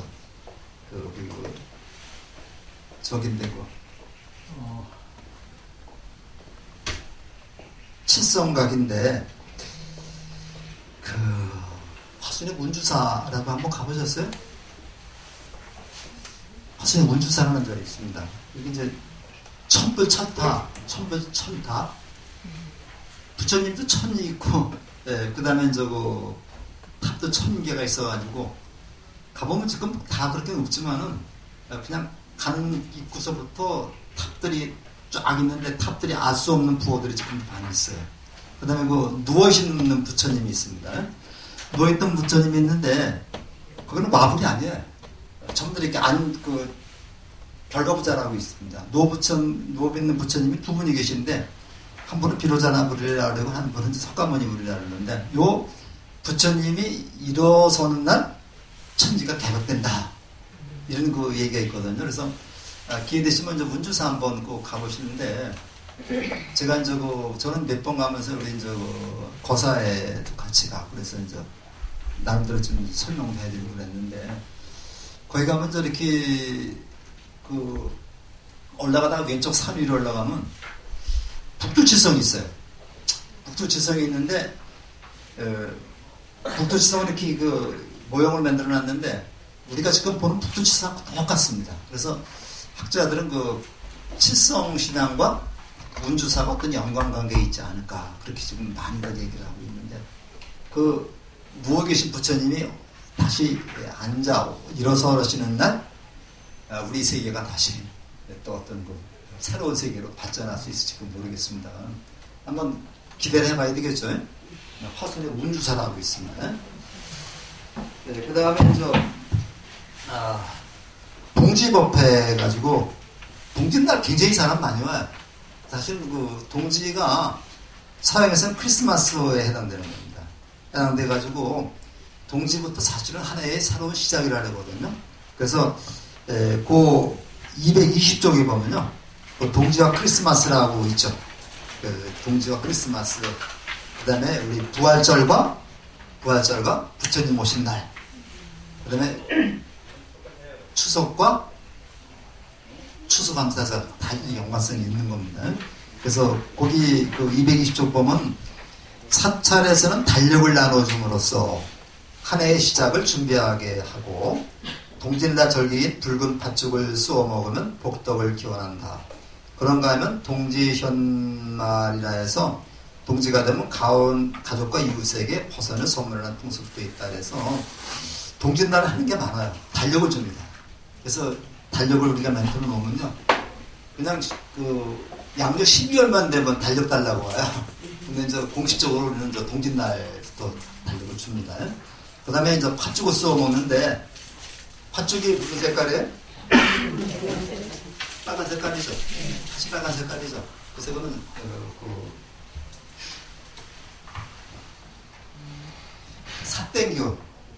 삿된 기운을 쫓아내는 역할을 해요. 여기 인천 향교 가다 보니까 홍살문이라고 있죠. 홍살문이라고 있어서 홍살문입니다. 이게. 이건 화살이에요. 화살. 그래서 그걸 갖다가 좀 전한 사람도 홍전문이라고 해요. 화살 전자죠. 그거는 빨간 기둥을 2개 세워놓고 위에다 화살을 꽂아놨습니다. 그래서 이제 이것이 척사라고 그래가지고 삿된 기운을 막아내는 역할을 하거든요. 이게 빨간 색깔입니다. 그래서 이제 중국 사람들이 빨간 색깔 되게 좋아하죠. 그래서 이게 척사, 삿된 기운을 쫓아내고 하늘에서 복을 받는 날이라 해서 이제 우리가 죽은 사람들이 빨간 색깔을 좋아하고 복자도 거꾸로 써놨죠. 중국 복자를 거꾸로 써놓은 게 많습니다. 하늘이 주는 거기 때문에 그렇게 얘기하고 우리나라에서도 이제 이렇게 척사 팥죽 얘기가 많이 나오죠. 처용과라는 노래를 부르면요. 처용과 우리가 국어 시간 안 배웠나요? 처용이라는 사람이 이제 밤에 시컷 놀다가 동네에서 시컷 놀다가 와서 들어와 보니까 자기 예핀네가 다른 남자하고 자고 있는 거야. 그러니까 밤들이 내리다가 들어와자마자 자리 보니 가라리 내이어라. 다리가 내신 겁니다. 근데 이제 보통 사람 같았으면은 칼을 가지고 가서 이제 보컬을 가지고 들어갔을 텐데 이 사람은 좋다고 해서 부구치고 장구치고 노래 불렀어요. 그랬더니 남자가 일어나가지고 다시는 당신 얼굴만 붙은 데도 오지 않겠다. 그렇게 도망갔다 그러죠. 상국유사에 나옵니다. 그래서 우리가 이제 한 해가 다 가는 날은 팥죽을 써서 이렇게 먹거나 또는 처용의 그림을 눈에다 붙여놓거나 그렇게 하면 삿된 기운들이 못 들어온다. 이게 우리 세시풍속입니다. 그리고 거기 뭐라고 나왔죠? 동지무에서 버선을 만들어서 이렇게 나눠주는 풍습이 또 있습니다. 요즘에는 이제 버선을 쓰지 않으니까 양말 가서 이렇게 나눠주는 경우가 있죠. 그러니까 이거 버선을 나눠주는 것은 버선은 어디다 신어요? 발에다 신죠. 그래서 한 해 동안 한 해 동안 건강하게 지내시라고 이렇게 이제 벗어나 사주었던 것 같습니다. 만들어진 것 같은데 가장 우리가 건강하기 위해서는 첫째가 발이 건강해야 되죠. 다리가 건강해서 걸어 다닙니다. 그래서 나는 건강에 가장 중요한 것은 다리가 아닌가. 팔은 조금 좀 불편해도 괜찮은데 다리가 불편하면 못 걸어 다니잖아. 그래서 여러분들 다리 관리 잘 하셔야 되는데 제 생각은 그렇습니다. 먼저 절 많이 하시면은 다리 많이 고장이 나요. 근데 실제로 다리 아프신 분들이 절을 해서 아픈 다리를 고쳤다는 얘기도 있습니다. 그러니까 오늘 아마 108배 정도는 괜찮을 것 같아요. 근데 다리가 굳어버리니까 계속 다리를 사용함으로써 이제 이게 물리치료죠. 물리치료를 딱 하는 경우 있는데 이 성철 스님이 108배, 3000배 하고 나서 나를 만나러 와라 그런 얘기를 하셨다고 그래가지고 3000배가 이제 유행인데 3000배이고 잘못하면 큰일 납니다. 저도 못 해봤어요. 3000배. 한 500배까지는 해봤는데 1000배까지는 해봤는데 그래서 다시는 저건 안 하려고 그럽니다. 지금 할 수 있는 날도 아니고 100배 정도는 한 20분 정도는 100배 하죠? 네. 20분 정도는 그냥 하는데 빨리빨리 하지 마시고 빨리빨리 하지 마시고 이제 천천히 하시면 되겠습니다. 그 다음에 글자 예절 이거를 이렇게 좀 또 하나 해놔야 될 거 되죠. 그래서 312쪽을 펴보세요. 글자 예절인데 이 예절에서 이 절이라는 거는요.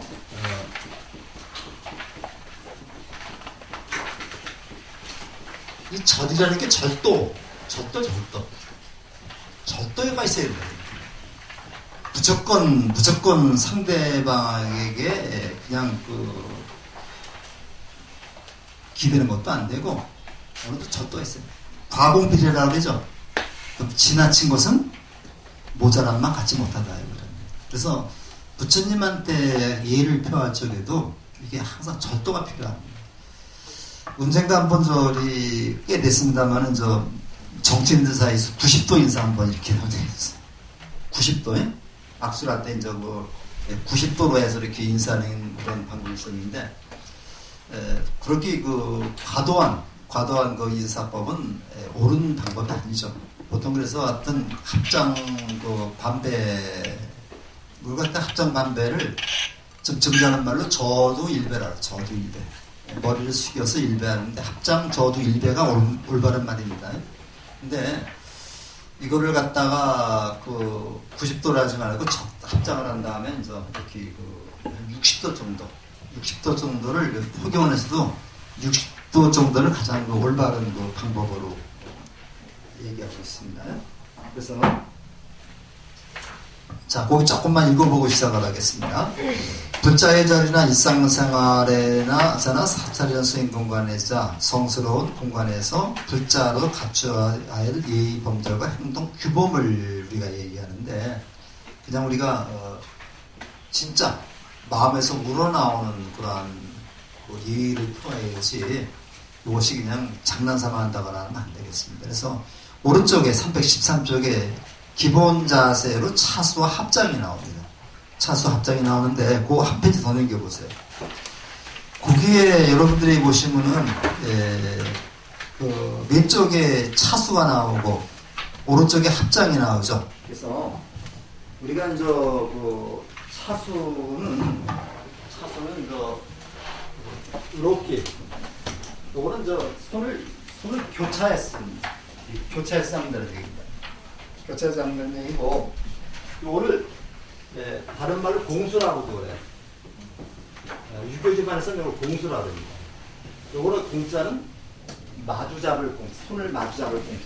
그래서 공수나 차수나 같은 말인데 이상하게 불교 집안에서는 차수라고 그래요.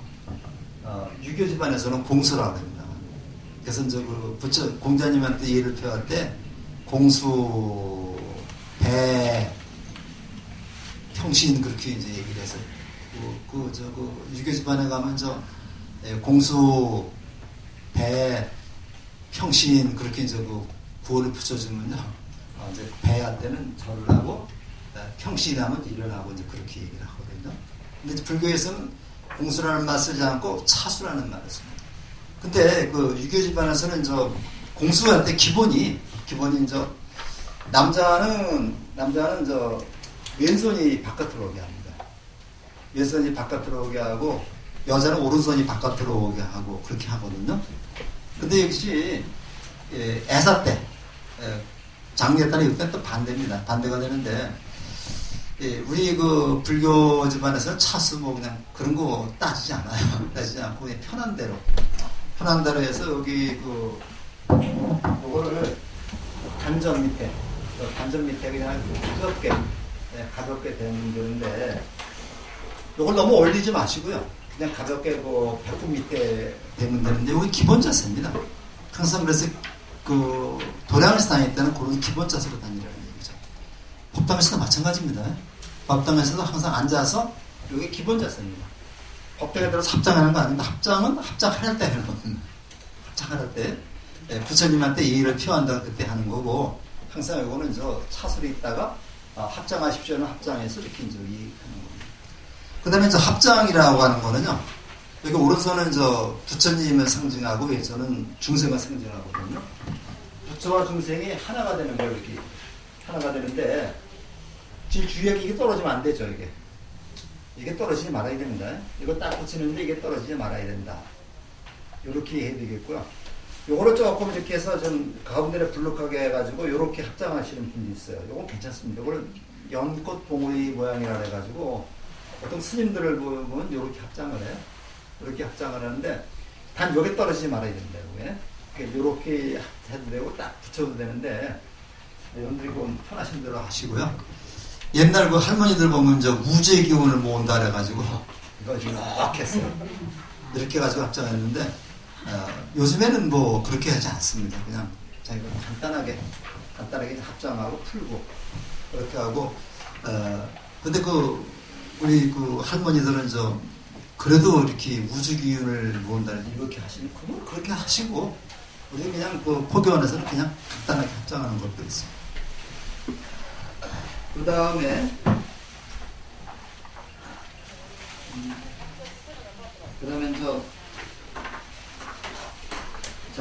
어느 때 합장을 하느냐 삼복계 예경을 올 때는 큰절하는 것이 원칙이다. 그러나 큰절할 수 없는 상서이거나 다음의 경우는 합장하고 반배를 하는데 이거는 합장한 상태에서 고개만 60도 정도로 숙이는 게 합장 반배가 되겠습니다. 그래서 스님들은 원래 원칙이 3배가 원칙입니다. 여러분들 3배가 원칙이지만 우리가 이제 길에서는 3배 할 수 없잖아요. 그때는 이렇게 첫 번째 3배나 108배 1080배 3000배 등의 오체 투지를 하기 전과 마침 뒤에 반드시 여러분들 법당에 들어가서 3배를 할 때 먼저 합장 반배를 하고 그 다음에 3배를 하고 세 번째는 고드레를 하고 그 다음에 일어나서 또 반배를 하고 그렇게 나오죠. 그렇게 됩니다. 그러니까 저는 굉장히 많이 해야 돼요. 들어갈 때 문을 들어서서 반배를 하고 그 다음에 정면에 서가지고 반배를 한 다음에 3배를 하고 다시 일어서 반배를 하고 나올 적에 또 문가에서 또 반배를 하고 그렇게 나오는 겁니다. 네. 근데 이걸 갖다가 상단, 중단, 영단에 하게 되면 곱하기 3입니다. 그 다음에 부처님께 헌화를 하거나 그 밖에 공양물을 올리기 직전과 올린 뒤에 하는데 지금 여기서 우리가 향을 꽂을 때 향을 꽂기 전에 이 반배를 해서 향을 꽂은 다음에 그냥 뒤로 물러섭니다. 한 발짝 정도 뒤로 물러서서 다시 반배를 하고 돌아서 나오는 거예요. 집에 어른한테 세배 드릴 때도 그렇죠. 세배 드릴 때도 이렇게 마지막 세배 드리고 해서 뒷걸음으로 한두 발짝 온 다음에 뒤로서 나가는 겁니다. 똑같습니다. 그 다음에 세 번째는요. 절 입구에서 법당을 향해 절할 때, 일주문 들어올 때, 그 다음에 이제 우리가 천안문 들어갈 때, 다 대웅전이 보이든 안 보이든 합장 반배를 합니다. 법당 밖에서 불탑에 절할 때도 마찬가지. 불탑은 부처님의 살일 모신 거기 때문에 부처님하고 똑같이 의대해줬다. 도로 때는 항상 어떻게 돌라 그랬어요? 오른쪽. 시계 방향으로. 오른쪽이 항상 탑 쪽으로 갈 수 있도록. 그 다음에 동참대중이 많아서 큰 절을 올리기 어려울 때, 이제 그 법당이 비좁아가지고 그때는 이제 그 합장. 우리 그 사회 보시는 분이 우리 절에서는 3배를 올려야 원칙이지만 자리가 협소해서 합장 밴더를 대신하겠습니다. 이렇게 이제 멘트를 줍니다. 그 다음에 이제 야외에서 법배를 할 때, 길에서 스님이나 거부를 만났을 때, 그때 그 합장 반배를 하는데, 이건 동남아 사람들이 잘하죠. 그 사람들은 그게 생활에 배웠어요. 그 다음에 법당에 들어가거나 나오기 전에 기타 필요할 때 한다. 그래서 이거를 저두례, 전문적인 용어는 저두례라고 그래요. 합장, 저두 1배로 3배의 1을 대신하겠습니다. 이렇게 나오는 거예요. 오체투지는요, 아까도 말씀드렸지만, 거기, 두 발꿈치하고, 그 다음에 이 무릎하고 이마가 닿는 건데, 거기 다음 페이지 보세요. 하는 방향은 나오죠. 방법 나오죠. 먼저 그 무릎을 꿇고, 자기 적당한 데다가 손을 짚은 다음에, 발은 X자로 하고, 그 다음에 엉덩이를 쑥 뒤로 빼서 그 발도 얹어 놓습니다. 그래서 여기다가 X자로 한 다음에 엉덩이를 쑥 빼서 여기다가 자연스럽게 얹어 놓으면 아주 편해요. 그 다음에 절을 하고 이마가 땅에 닿아야 됩니다. 닿아야 되고, 그 다음에 접종례라고 해가지고, 요거를 받들어서 이렇게 올리는데, 요 귀 넘어가지 않도록. 이렇게 올린다는데 귀 넘어가지 않도록. 이거는 무슨 의미냐면요. 그 인도는 맨발로 많이 다니죠. 맨발로 다니기 때문에 어른이 오시면은 발을 씻어드립니다. 발을 씻어드리는 게 예의예요. 그래서 발을 씻어드리고 당신의 가장 낮은 발을 내 몸 위로 받들어 올린다. 그만큼 존경을 하겠다. 그런 의미로 우리가 해석하면 되겠습니다. 이렇게 해서 하고 이랬을 때는 반대가 되겠습니다. 고드레라고 하는 거는요. 이 고자가 두드릴 고자입니다. 두드릴 고자가 돼가지고 머리를 두드린다. 이게 두드릴 고자거든요. 머리를 아쉬워서 더 절하고 싶은데 시간 관계상 할 수 없기 때문에 아쉬워서 그 아쉬움을 표시하는 게 이제 고드레인데, 옛날에는 이제 머리를 직지는 겁니다. 그래서 인조가 청태종 앞에 가서 3번 절하고 9번 고드레를 했다 그러는데, 그때는 오른판 위에서 이걸 이만 짓지는 겁니다. 그래서 피가 여기에 피멍이 맺히고 그랬는데, 불교에서 그렇게 하지 않고요. 머리를 잠깐 든 상태에서 합장을 합니다. 합장을 해가지고 요 합장한 여기다가 머리를 한번 마주대는 그런 겁니다.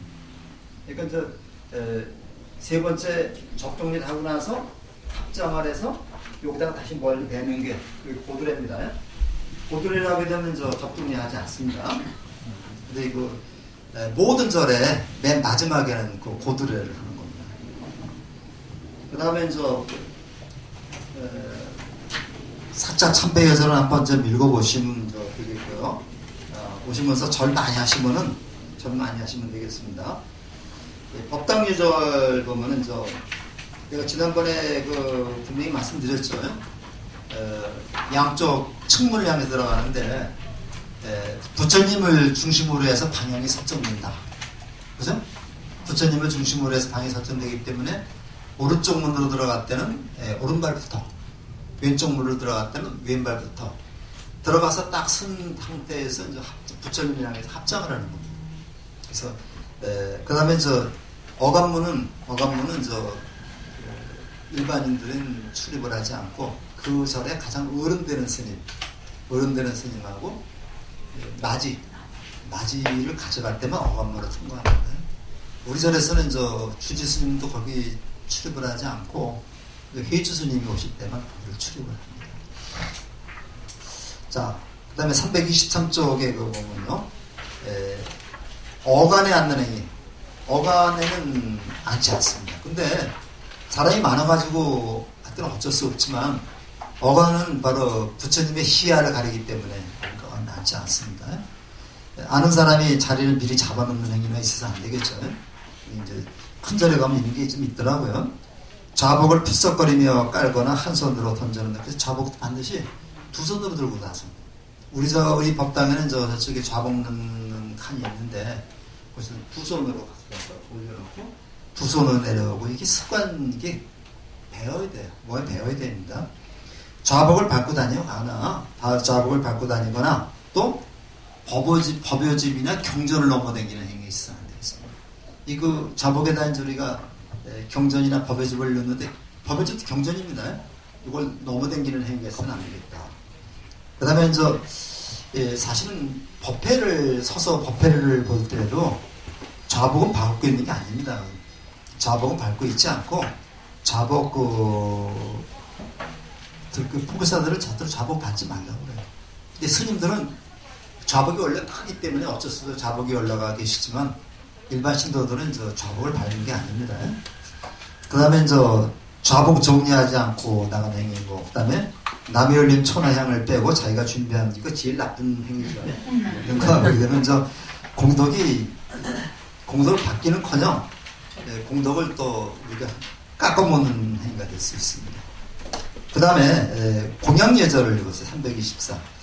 거기 공양은 부처님한테는 공식적으로 부처님한테 육복 공양이라서 6가지를 올립니다. 그래서 거기 나오죠. 향, 초, 꽃, 쌀, 차, 과일.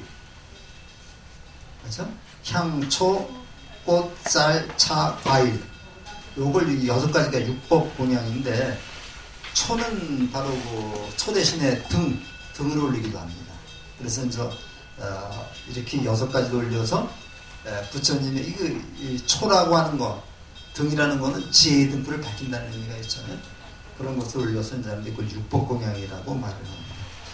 우리 축파일날 오시면은 우리가 육복 공양하는 거를 좀 볼 수 있어요. 우리 보살님들이 이쁜 보살님들만 뽑아가지고 한복을 곱게 입혀가지고 12명을 뽑습니다. 12명을 뽑아가지고 둘씩 향도 둘 올리고 초도 둘 올리고 그래가면서 불단을 장엄한 다음에 이제는 그 상태에서 우리가 예불을 보게 됩니다. 그 다음에 우리가 밥 먹을 때 이거 325쪽에 빨간 글씨 같이 읽어볼까요? 이런 마음으로 밥 먹으라는 얘기예요. 이 음식은 어디서 왔는가? 내 독행으로 받기가 부끄럽네. 마음에 온갖 욕심 버리고 몸을 지탱하는 양호하라. 도업을 이루고자 이 공양을 받습니다. 그래서 우리가 공양을 하는 거는요, 배불리 먹는다는 것보다는 이 내 몸을 법당이라고 그래요. 내 몸을 유지하기 위해서 밥을 먹는다. 근데 조금 더 맛도 있어야 되겠죠? 그래서 우리가 그런 마음으로 항상 우리가 읽으시라는 거고, 스님에 대한 예절과 제가불자 사이 예절인데, 이게 우리 절에서도 가끔 이런 일이 일어나요. 이게 주지스님 방이죠. 주지스님 방인데 어떤 신도들이 주지스님 방 미리 통화를 하는 겁니다. 통화해서 스님 몇 시에 가면 될까? 12시에 오십시오. 이렇게 얘기를 하면서 오자마자 여기서 문을 확 열어요. 이제 그런 거 이해가 아니죠. 스님도 사생활이 있습니다. 스님도 사생활이 있어요. 그래서 그렇게 스님하고 서서 약속을 했더라도 종무소에 와가지고 이제 제가 주지 스님하고 12시에 약속했는데 주지님 계신가요? 하면은 종무소에서 전화를 드립니다. 어떤 보살님이 오셨는데 좀 어떻게 할까요? 그러면 저 지대방에 가서 잠깐 계시라고 그랬어요. 그러면 지대방 가서 계시면 스님이 오시는 겁니다. 근데 간혹 그런 분이 있어요. 그러니까 스님 피곤하시면 조금 누워 계실 수도 있잖아요. 그렇죠?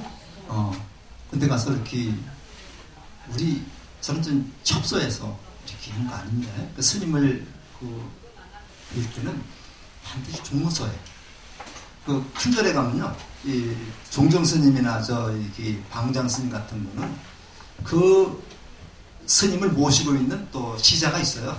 그 시자한테 가서 얘기를 하는 겁니다. 요것만 잘 지키시면 되겠고요. 그 다음에 스님한테는 우리가 암만 나이가 어리고 그러더라도 부처님을 대신하면 깍듯이 우리가 얘기를 풀어야 됩니다. 그래서 스님 이렇게 방에서 할 때는 삼배를 올리는 게 원칙입니다. 원칙인데 보통 스님들이 그러죠. 일배만 하십시오. 일배만 해야 됩니다. 근데 굳이 그냥 또 일배만 하는데 삼배 하시는 분인데 이거는 또 예의가 아니죠. 스님이 일배만 하면 일배만 하고 그냥 아무 말씀 없으면 삼배를 하는 겁니다. 근데 그냥 스님이 굳이 일배만 하는데 삼배하는 거는 서로 그 다음에 제가 부자 사이절은 항상 누구누구 법은님, 누구누구 거사님, 보살님 이런 식으로 이렇게 해야 되겠고요. 그 밑에 경조사 때는 같이 참여를 해야 되는데 이 불교에서 그게 안 돼요. 지란들에게 경조사가 안 되는데 이 유종교에서는 경조사가 기가 막히게 되잖아요. 그래서 성당에는 시신도 모시고 그러잖아요. 그래서 좀 안타까운 얘기지만 나중에 연세 들어가지고 좀 외로워서 개종을 하시는 분들이 한두 분이 아닌데 굉장히 많습니다. 그래서 우리 경조사 이 문제가 굉장히 우리가 해결해야 될 문제고 스님들도 지금 자기절을 가지고 계시지 않은 스님은 노년에 갈 데가 없는 거예요. 그러니까 동국대학교 교수나 그 다음에 또 정단에 큰 소임 맡으신 분들이 다 자기 개인적으로 가지고 있어요. 그러니까 이게 문제가 돼요. 그래서 이게 문제가 돼서 그게 없으면 노후가 보장이 안 되는 거예요. 그래서 우리가 정단에서 그런 문제도 좀 해결을 해야 되는데 문제가 여러 가지 어려운 문제가 많이 있습니다. 아마 점점 해결될 거예요. 그래서 스님들은 노후 걱정 안 하고 자식 있어요, 뭐가 있어요. 편안히 수행 정진하고 중생들을 갖다 제도하는 그런 일이 좀 되겠습니다. 그래서 우리가 살다 보면요, 불교에서 시정해야 될 점이 굉장히 많은데 남이 탓만 하지 말고 우리가 좀 더 스님들의 입장을 이해하고 그다음에 잘 모실 수 있도록 그렇게 좀 해야 되겠습니다. 혹시 스님이 법문하실 때 좀 내 마음에 맞지 않는 법문이 있을 수도 있습니다. 그때도 좀 이해하시고 좀 잘 보시고 다음 주부터 한 5주까지는 제가 나오긴 나옵니다. 나오는데 강의는 안 하고 우리 학장 스님하고 주지 스님이 강의를 하시고 마무리 또 제가 또 할 겁니다. 그래서 이상 마치겠습니다. 지금까지 강의해 주신